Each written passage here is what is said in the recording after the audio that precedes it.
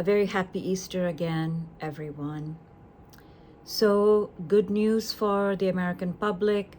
The second airman who was behind the lines in Iran has been rescued.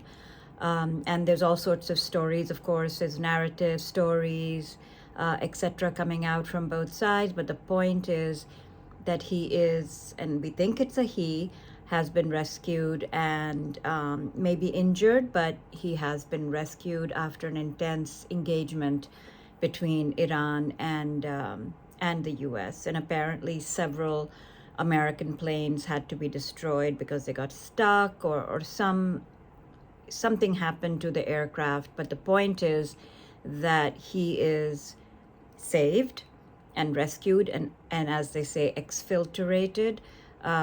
So there's no amount of equipment loss or plane loss or whatever that make up for his life. So there's a lot of talk about $100 million planes being destroyed. I mean, so what, right? It's really great that he is safe, and I think that him not being captured by the Iranians actually is important for winding down or for not escalating this situation. The last thing we need in this whole issue is POWs inside Iran and that whole scenario. Iran is using this to remind everybody that in 1980, Jimmy Carter had also tried a rescue mission for the hostages, U.S. Embassy hostages, and so they're evoking that moment through this as well. So again, a good Easter gift for the family of this individual who was rescued today.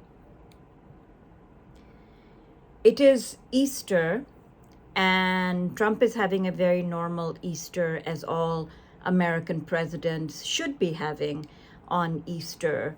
I'm being sarcastic, of course. Trump has issued another one of his social media posts, and it seems that he's having a total meltdown. Not clear why. Trump has not been seen in public since last week. Did not go to Mar-a-Lago, so it could be because of the rescue attempt for the airman, but who knows? The point is that he's having a complete meltdown. And this is what the President of the United States is saying today on one of the holiest days on the Christian calendar. This is Trump. Tuesday will be Power Plant Day and Bridge Day, all wrapped up in one in Iran. There will be nothing like it! Exclamation mark, exclamation mark, exclamation mark. Open the fucking strait, you crazy bastards, or you'll be living in hell. All caps, just watch, exclamation mark. Praise be to Allah. President Donald J. Trump. Close quotes. This is what the President of the United States is posting on Easter. Moving right along. What is the bosom buddy doing? Well, it is Easter, and Israeli settlers are busy destroying Christian life in the West Bank and making it impossible for Christians to live on their land. Today, The Guardian is reporting that Taybeh, a small hilltop town in the heart of the West Bank, is one of the oldest Christian communities in the world. After increasing attacks from Israeli settlers, it now feels itself under siege and is fighting for its very existence. The town's ancient Greek name was Ephraim, where, according to the Gospels, Jesus hid with his disciples from the Jewish religious hierarchy, the Sanhedrin, before making his final fateful trip to Jerusalem. A church was built here in the 5th century, and the entirely Christian community survived the Crusaders' conquest by Saladin Yusuf bin Ayyub, or Saladin, the Ottoman Empire, the British Empire, and 3 Arab-Israeli wars, but its inhabitants say its long-term future is in question. So on Easter, what we are witnessing in the West Bank is the ethnic cleansing of the oldest Christian community in the Holy Land. And just remember what happened on Palm Sunday. The Israeli police stopped people from going to the Church of the Sepulchre, including the man who was to preside over that Mass. So Palm Sunday Mass was canceled. Lebanon is being decimated. A key crossing between Lebanon and Syria, where hundreds of thousands of people are trying to flee Israel's bombing, that is being attacked, and Israel is threatening to bomb that crossing back to the Stone Age, which would risk the lives of hundreds of thousands of people trying to reach the safety of the Syrian side.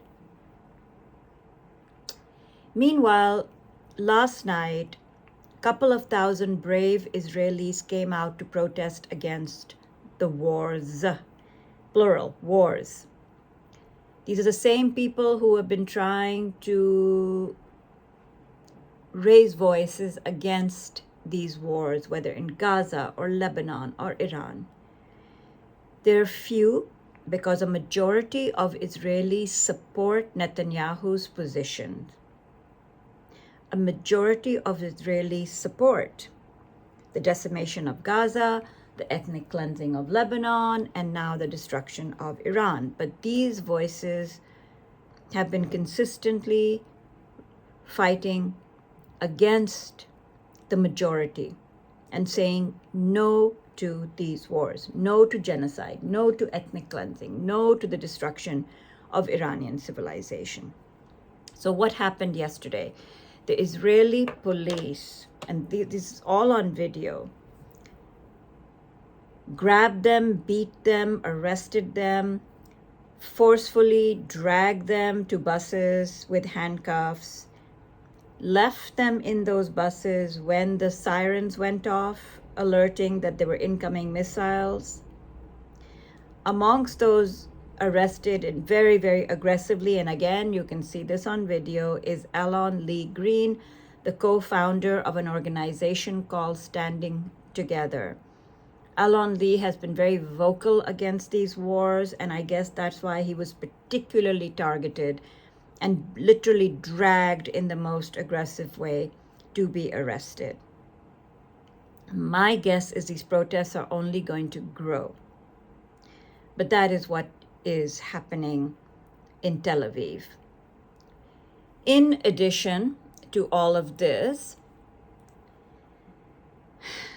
there are at least 10,000 Palestinian detainees. Now, the Israeli police is treating Israeli activists in such an aggressive manner. You can only imagine what they do to Palestinians.